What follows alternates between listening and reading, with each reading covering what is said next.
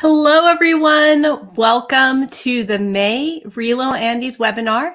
I'm Rachel Martin, and I'm so glad that you are here with me today, whether you are watching live during our first broadcast of this on May 20th, or if you are watching this recording later, I want to welcome you. So if you are here live, please introduce yourself, say hi in the chat. I can see all the comments coming in from Facebook and from YouTube, so I would love to hear from you.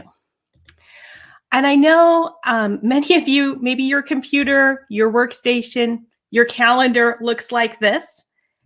And this month we are broadcasting through a couple different Facebook pages. So maybe this is your first time here and you're kind of wondering, what is a RELO Andes webinar? Well, we put on webinars for teachers, for English teachers, every month. And they are hosted on the RELO Andes Facebook page. That's the Regional English Language Office at the U.S. Embassy in Lima, Peru. Every month you can find a webinar here. So I want to encourage you to make sure you like the page. If you already like the RELO Andes Facebook page, go ahead and check your follow settings, because I was hearing from a couple of teachers that they aren't seeing the announcements. So make sure you are receiving those.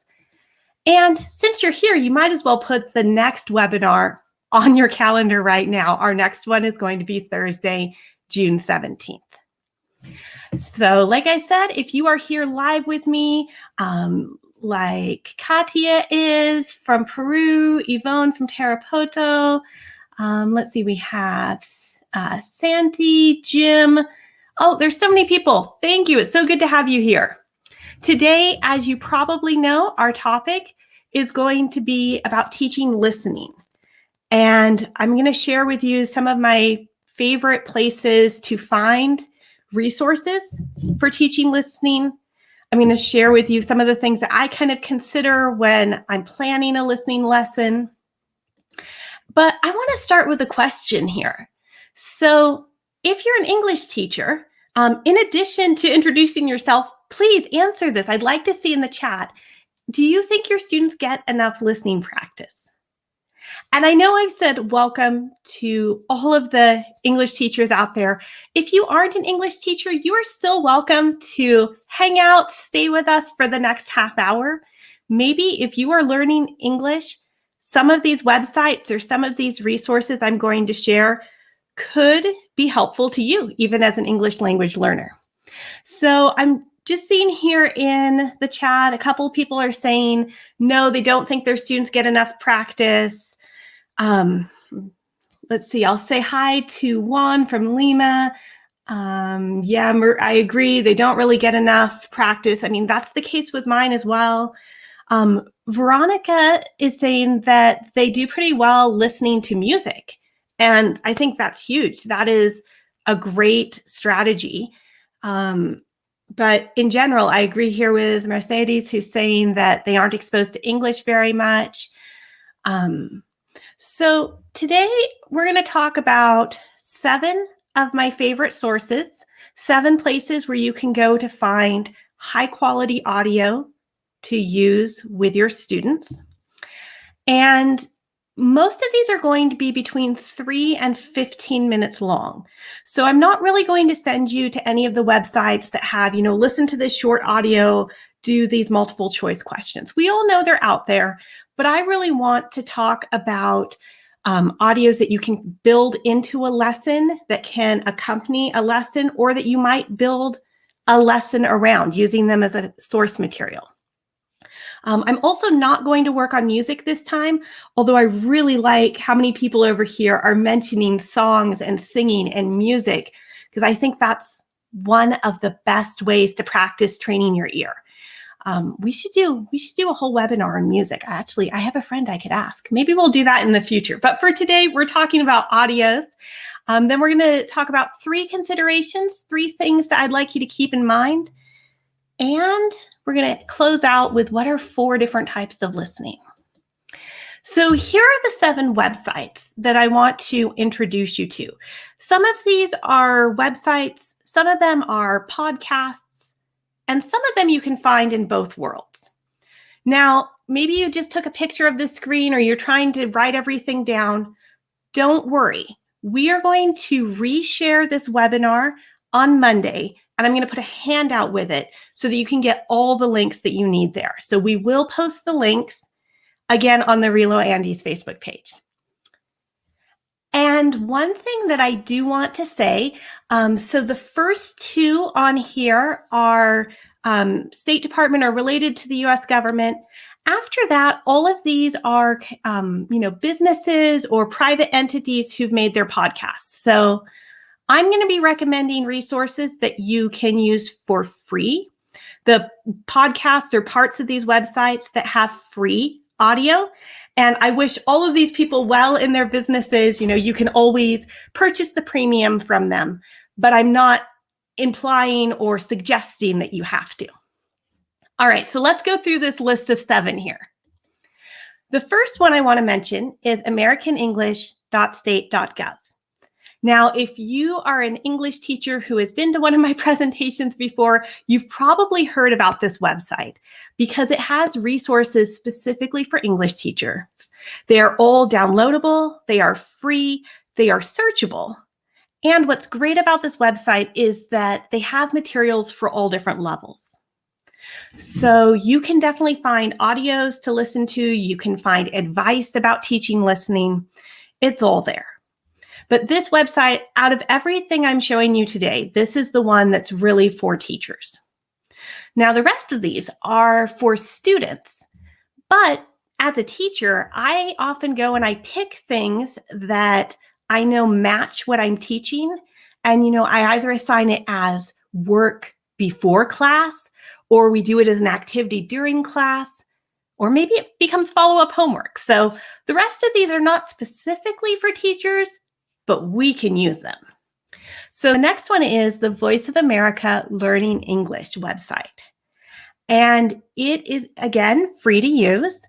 There are video lessons that are organized for beginners, for intermediate, for advanced. There are video series that have different grammar points and stuff. But they also have a Learning English broadcast, which is 30 minutes. And it's in simplified English at a little bit slower rate. It is perfect for student listening. Okay, so the next one I want to introduce you to is the Culips English podcast, which is actually 7 different podcasts. So this is a website where they have some premium content things you can buy, but their podcasts are free for anyone. And I have used these in classes. Their Simplified Speech is exactly what it sounds like. It goes at a slower rate with simpler words. Chatterbox is pretty much at a regular speaking pace. So they have things for all levels in between, and they're thematic. So if I want my students to work on introducing themselves or ordering, food in a restaurant or going to an airport, whatever my theme might be, they probably have a podcast that we could listen to, or we could listen to part of it. And they can be downloaded, which sometimes, makes it easier if you put it on your device and then play it in a class. Or you could send it out through WhatsApp, or just send your students to the website. All right, so another one this is a podcast, and it's kind of the same setup because it's a website they'll sell you classes and stuff, but they also have a free podcast. And you can find the podcast really well through a podcasting app, which I'm going to talk about in a few minutes. But this is just English, business English. If you have students who need to learn about professional words, how they would act in a workplace, maybe they are trying to join an English-speaking company or do an internship. I see a question down here. Okay, so Veronica is asking, which ones of these would be recommended for intermediate and advanced levels? So I'll highlight a couple of those. This one, business English students are often intermediate. The americanenglish.state.gov, the first one, you can select in the search, you can check just looking for intermediate or higher levels. And one that I have right at the end of this list is perfect for intermediate advanced. I'll show it to you here in a moment. So this one is actually not for intermediate or advanced. This is kind of on the other end. You can't use it quite with a true beginner or novice. They might need a couple of months. But News in Slow English, as far as I can tell, the website isn't active anymore because they only did 15 episodes. And it's from back in 2017. But I've used this because they're about 3-minute clips. They're perfect for having students listen to again. When you want to have students listen to something 2 or 3 times, it needs to be short. So this website has worked for me. Now here's the one for Veronica or anyone else who is looking for intermediate or advanced. This is NPR News Now. And this is not specifically for English language learners. This is just a podcast, a news podcast. But they summarize the headlines in 5 minutes, and it updates every hour. So I have used this as listening practice with intermediate and advanced groups, and also introduced it to them as a way that they could, get in the habit of listening to it on their own. It's only 5 minutes. It doesn't take too much time. But I do want to caution you just to be aware that since it is news, if you're working with teenagers or with a vulnerable population, make sure you preview it because, of course, the news sometimes might not be something you're ready to cover in class. So now I want to take a moment and actually show you a couple of these websites here. So let's take a look at them really quickly here. I'm going to bring up first the American English website. So when you go to americanenglish.state.gov, this is the opening page and it will have some of the latest stuff here. If you go to resources and programs, you can click on Teaching the 4 Skills.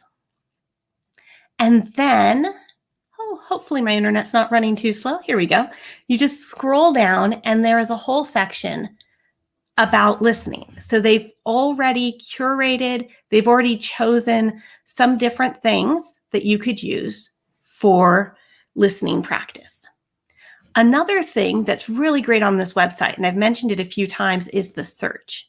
So I really recommend searching for whatever you're looking for. And then after you've done your search, so I just put in culture. Let's say I need to teach about American culture or US culture. Then I can limit my search. So I could choose if I want it to be advanced or beginner or intermediate. And really important for listening, I can come down here and click on type of content, and then I can choose audio. And it will sort all the results. There's thousands of results here.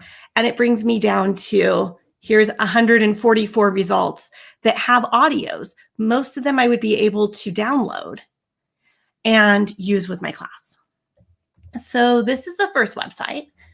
The second one that I wanted to show you here is the Learning English, Voice of America Learning English. So when you go to the main page, it looks like this. And like I said, you can choose lessons for beginner, intermediate, advanced. But if you just want the audio, that broadcast, that 30-minute broadcast, you come over here to audio menu and select it. VOA1, the hits.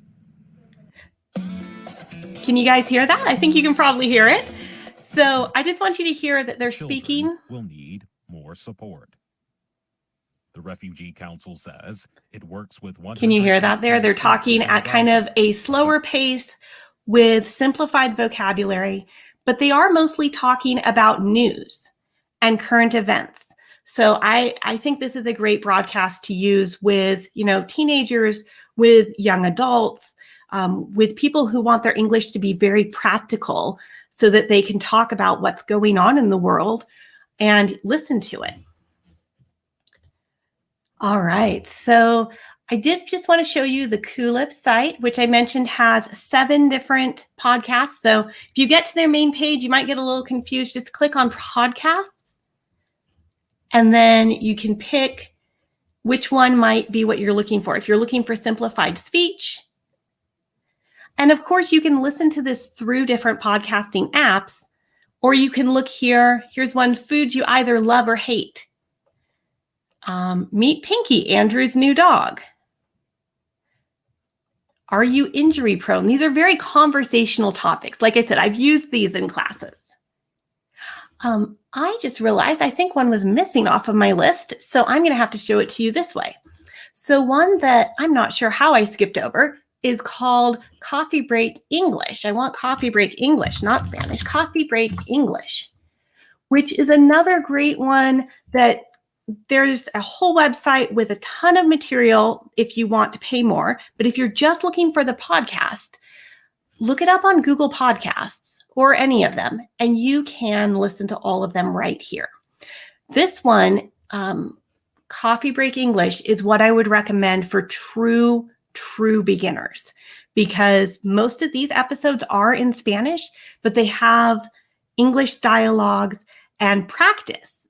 So that students are not just waiting for a translation. They're very interactive, but it's something I would recommend for pretty much true beginners or very, pre-A1 level students.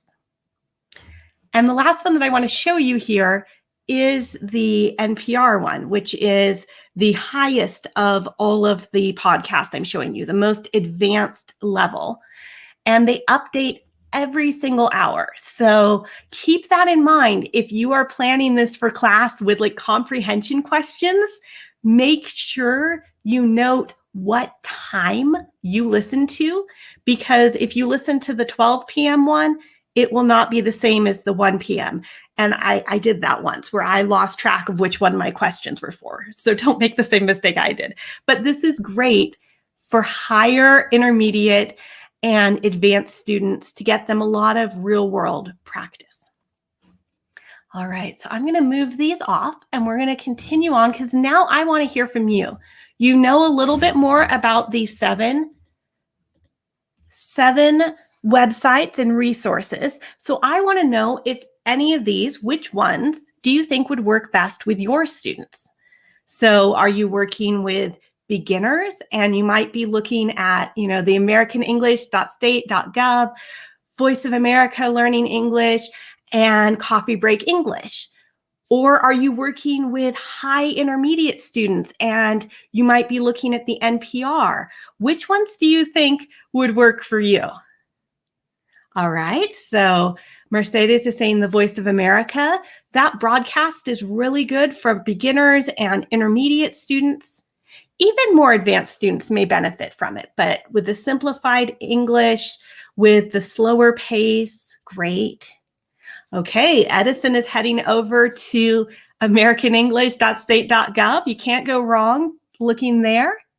And Mercedes must have some beginning students as well, because Coffee Break English, the podcast, is such a great introduction for students who maybe haven't heard hardly anything in English before. Okay. Oh, thank you for that idea there, Heidi. Exactly. I'm not really going to talk too much about transcripts because, then we start blurring the line between reading and listening.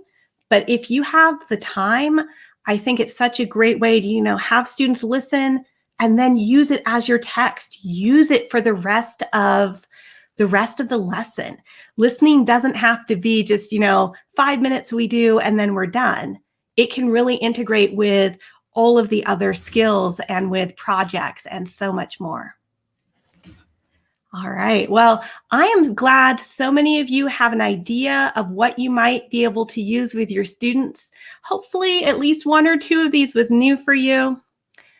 I want to talk, before we wrap up, about some of the things that you might want to plan for, some of the considerations for using audio, especially with online distance learning. So the three things I want to talk about are the type of file. Can you speed it up? Can you slow it down? And I want to mention copyright. So when I say type of file, we could get really technical and we could talk about MP3s, MP4s, .move, .wave. Yeah, I have some apps to do editing with those. But something that I think is just really key is to consider if you're sharing a true audio or if you're sharing a video so that the students can hear the audio in it. And of course, you can do either one of these. And it really depends, where it is being hosted. If students are struggling with their internet connections, if they don't have as much bandwidth, audio, of course, will be easier for them to receive and to stream than video is, because video takes so much data. But video, especially if it's uploaded to YouTube, there can be some advantages there, especially with the speed. Another thing I keep in mind here is who is actually playing it. Like, am I playing the audio from my computer during a live class and the students hear me rebroadcasting it? Or do I send them the link and I expect them to listen to it? If you're going with any of these podcasts, I recommend you find a podcasting app that you like. So if you don't have a podcasting app that you like, Pocket Casts is one that will work on both Android and Apple phones. Google Podcasts will work on anything, including in your browser. Spotify has podcasts, which if any of you are inspired by this or your students are inspired and want to start their own podcast, Spotify actually has an app called Anchor, which is set up to help you easily make your own podcasts. And of course, Apple has their own. But I would pick one of those or find out which one your students are already using if the materials you can listen to are available through that.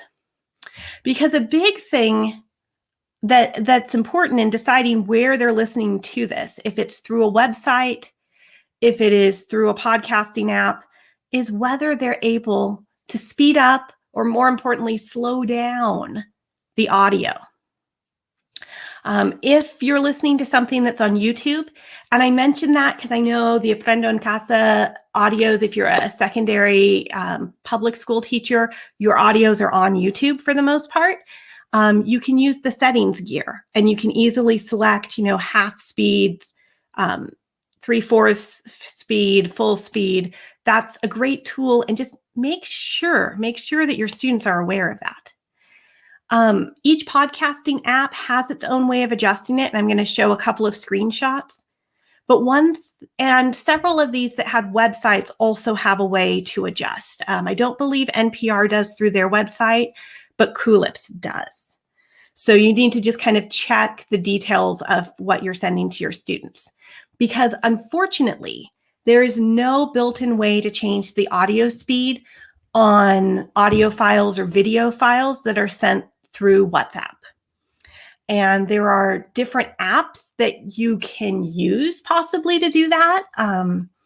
There are some that are free, or you can look at the light version, but there's nothing actually embedded that allows you to do that. So just be aware that either you need to demonstrate it and kind of explain to your students how to speed it up and slow it down, or you might not be able to count on that as something that they can do, which is okay, because you can use other strategies to help them understand the listening. These are just those examples. So this is from Pocket Cast. If you're looking at a podcast there, you have to click this down, or you have to tap this down in the bottom, and it brings up the speed menu. This one is in the Apple's podcast, and this is in Google Podcasts. Both of them have ways that let you adjust the speed. So let me ask you another question here. I just saw in the chat that someone actually already has a podcast, so that's kind of cool that they're using Podomatic. I haven't used that one. Like I said, I know Anchor, but there are several apps out there for making podcasts. But do you listen to podcasts? And if you do, are there any that you really like? And I'm seeing something in the chat here from Rosanna about pre-listening activities. You know what? I think you read my mind. I'm going to talk about pre-listening activities before we finish up here, but I wanted to see if there were any good podcasts out there that I had missed. Okay, so Nelly is saying the TED Talks. TED Talks are great podcasts. Let's see, what else are you following out there? And while I wait for those to come in, I'm going to just move into the last consideration there.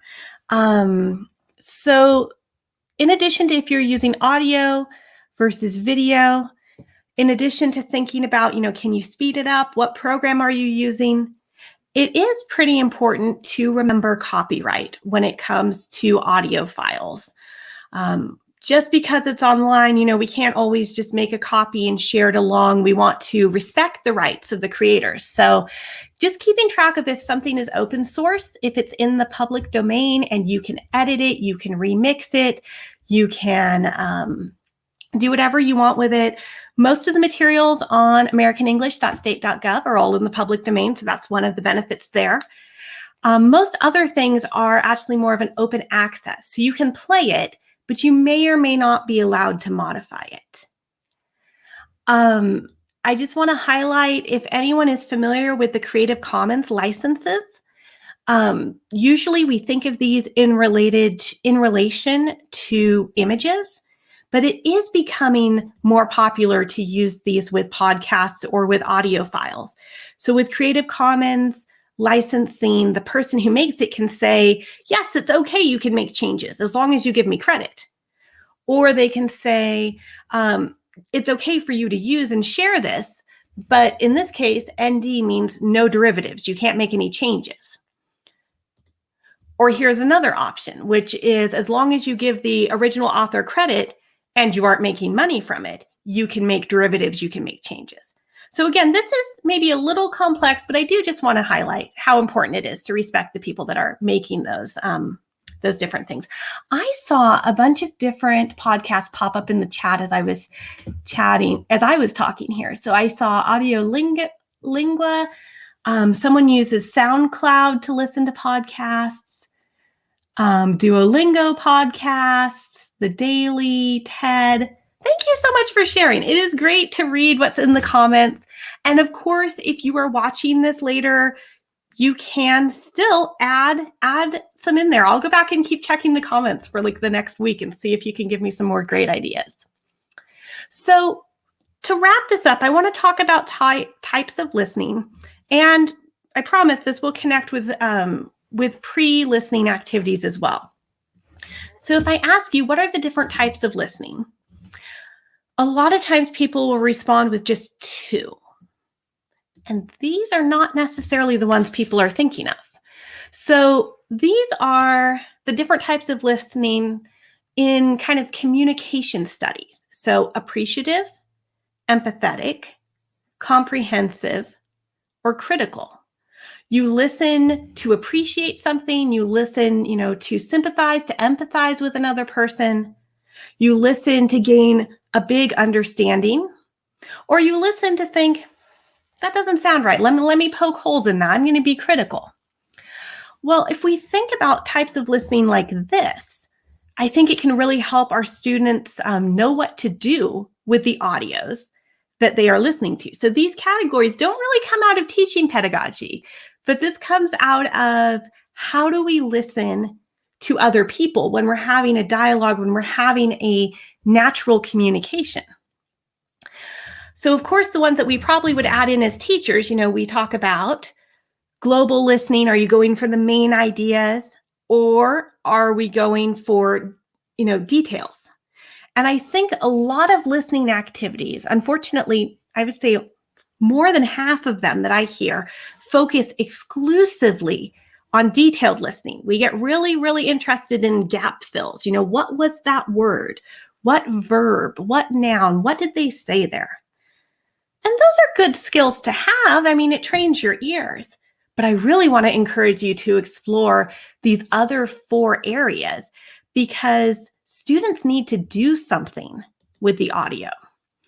So I'm going to connect this with a pre-reading activity.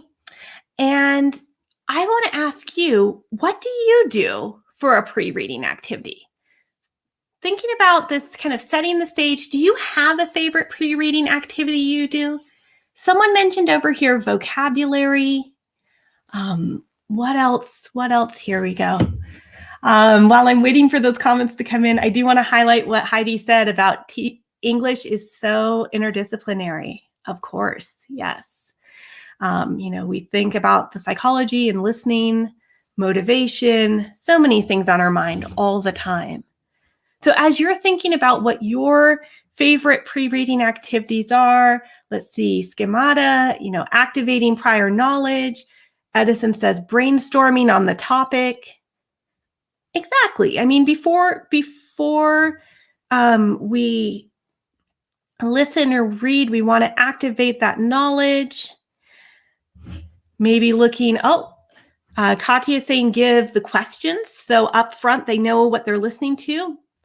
These can all be different strategies you could use depending on what you want the goal to be. But I think the most important, I'm seeing here pictures and recalling previous knowledge. Thank you for sharing those. I think what's so important about a pre-reading activity, whatever you're using, whether it's pictures, brainstorming, all of these great ideas I'm seeing here, is you have to help students anticipate the task. You need to not just help them with the context and the ideas, but they need to get ready for what they're going to do. What are they going to do mentally? And what are they going to do as listeners? How much attention do they need to give? How long is it going to be? I focus or I prioritize a little bit differently if I know it's going to be 30 seconds or if I know it's going to be 6 minutes. How many speakers will there be? Is there an expected structure? And when I put that on here, I used to teach TOEFL prep courses. And, students for TOEFL, they really have to understand that there's going to be an organized structure to the little mini lecture that they're listening to. There's a main idea. There's 3 supporting points. It agrees or disagrees.